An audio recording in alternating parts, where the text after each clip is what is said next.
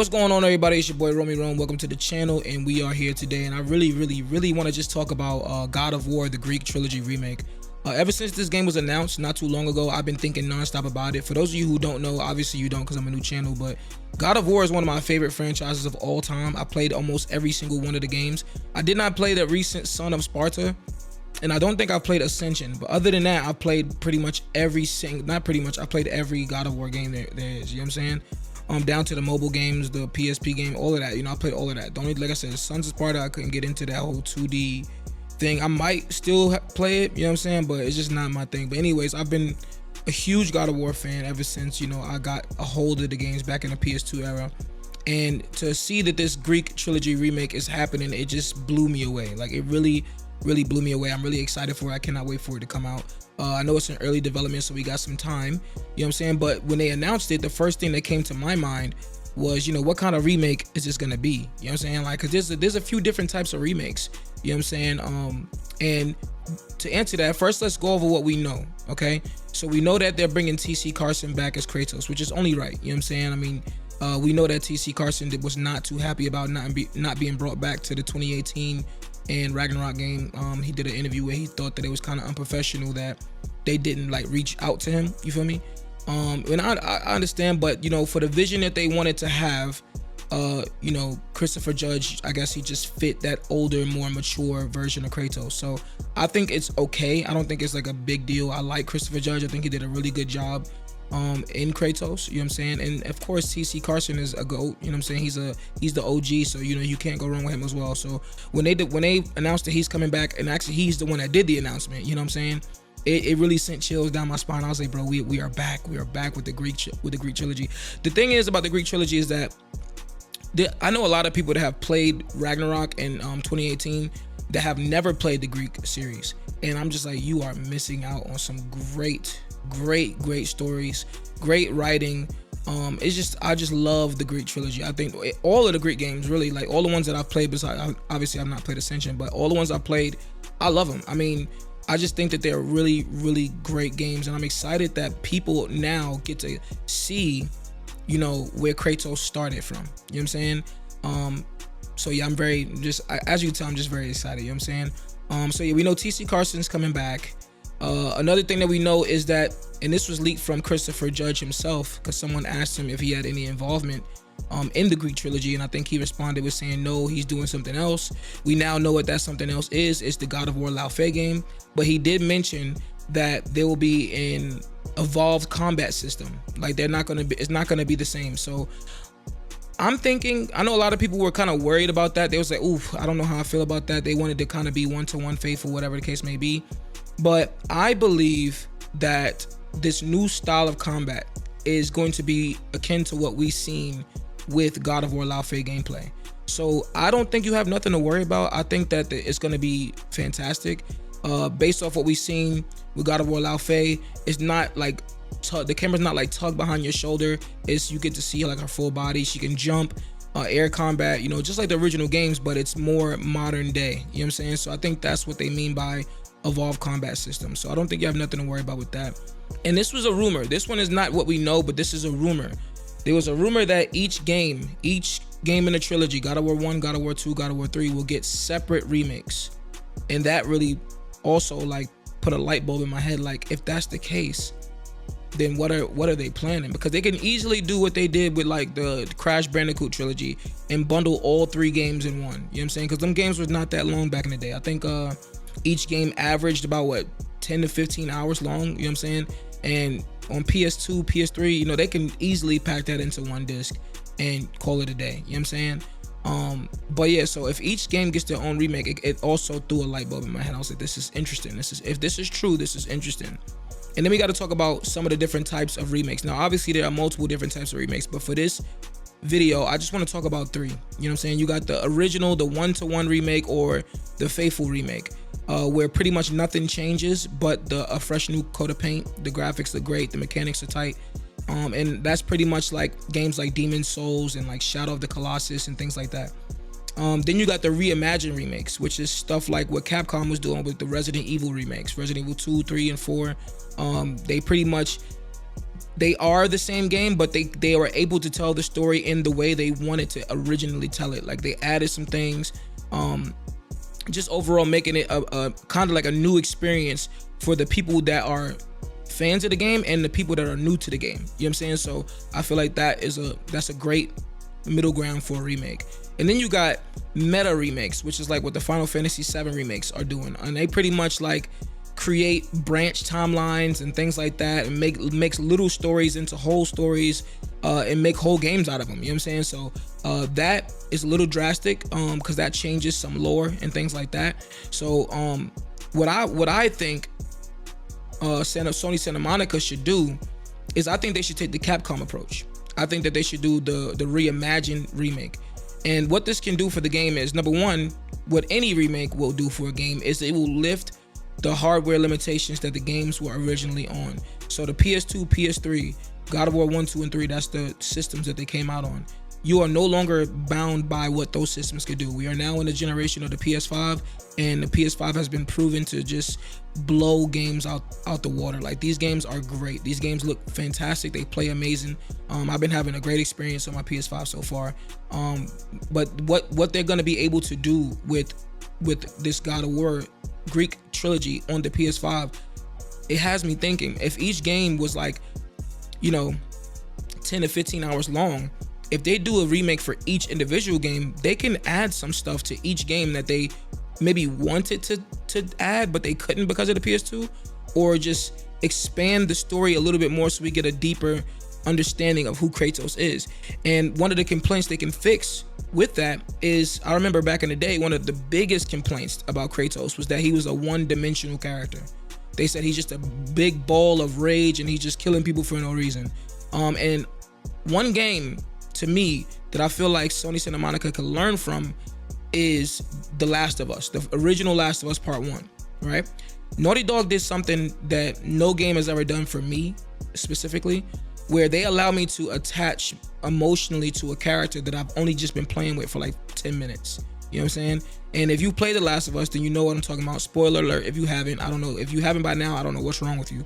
But in the original Part 1 Last of Us game, in the first mission, you are playing as Joel, and you are trying to escape this outbreak, and you're trying to escape the town from the outbreak. And you come across a soldier, you have your daughter in your arms, they think they don't think you're infected, they radio in or whatever. They end up killing your daughter in your arms, pretty much, right? And in that moment, people were able to just be like, oh my God, this is crazy. Like, in the first 10 minutes of the game, like, what are we looking at here? You know what I'm saying?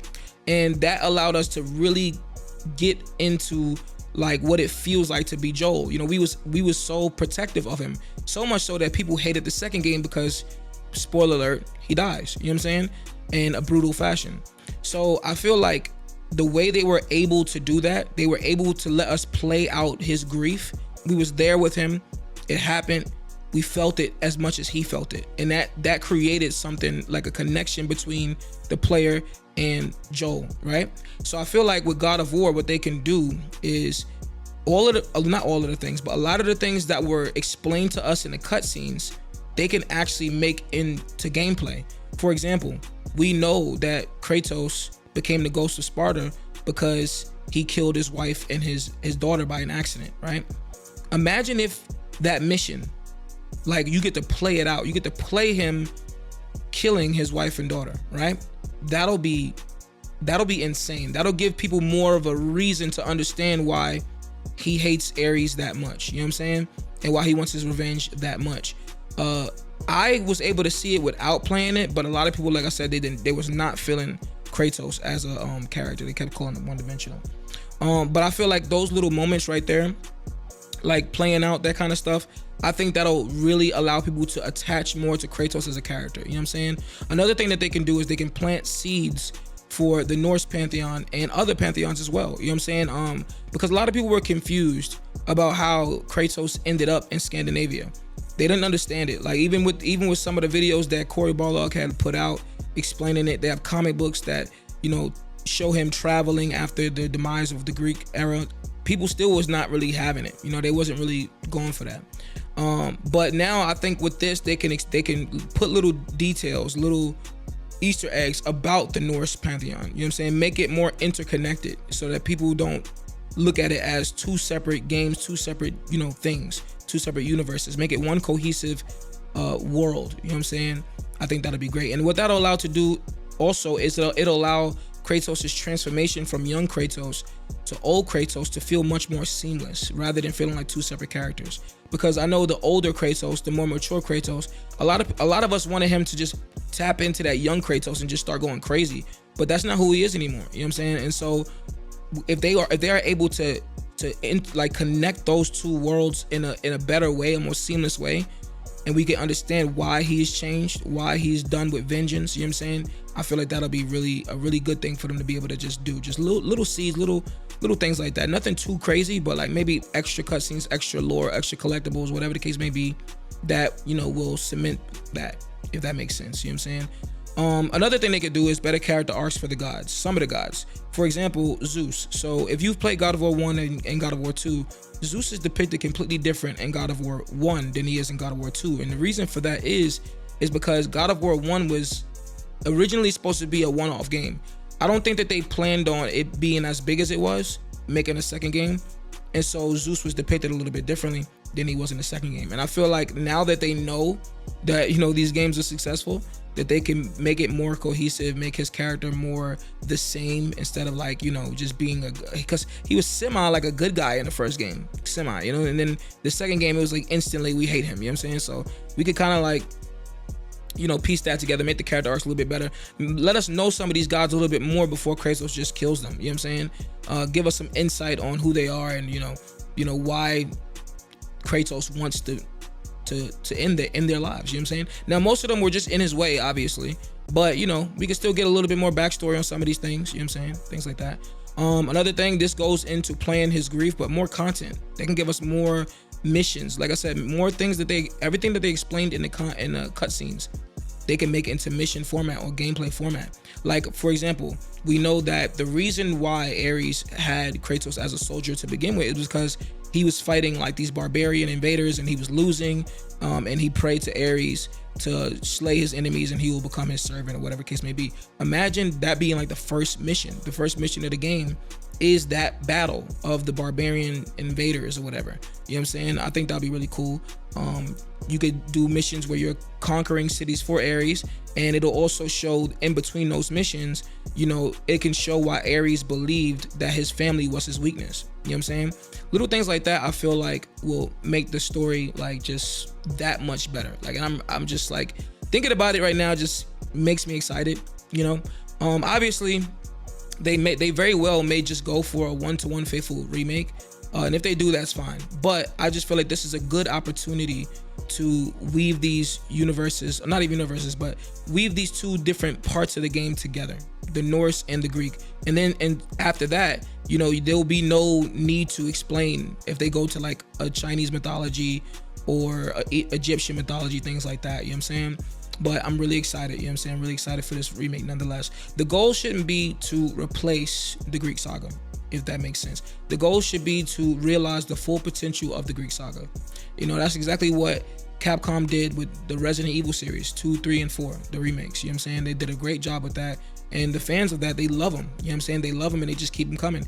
Good thing about with Santa Monica is that they don't have to do like a whole bunch, because I think Resident Evil now is they're going to do a Code Veronica remake. And after that, they're going to do another one. They're probably going to do it all the way up until they reach, Resident Evil 5. I don't know if they're going to do Resident Evil 6, because most people didn't really care for that. But I'm on a tangent. But they only got the 3 games. If they want to do the side stories, like the Chains of Olympus and things like that, they can. But for the most part, the main 3 games are what they really should be focusing on. And I think that this is a great opportunity to, tell the story that they always wanted to tell. You know what I'm saying? And then don't change much. Don't change the inevitable outcome. Just make it more in depth. You know what I'm saying? I think that's the blueprint that Sony Santa Monica should follow. You know what I'm saying? But with that being said, guys, that's my take on these remakes. Let me know what you think down in the comments below. Would you want a one-to-one faithful remake? Would you rather them do a reimagined remake like the Capcom games, the Resident Evil games? Or do you want them to do go all out and do a meta remake like Final Fantasy. Either way, you know, I'm just excited for the Greek games to be brought to next gen or the current gen, and I'm excited for the people that never played it to be able to play it for the first time. So definitely when this comes out, I definitely recommend you guys buying it, playing it, enjoying it, you know what I'm saying, and I just can't wait. But with that being said, guys, I will see you guys in the next video. Make sure to like, share, comment, subscribe, all that good stuff. If you like what I've done with this video, I'm gonna try my best to get more videos out there in the future. And with that being said, I'll see y'all in the next video. Peace out.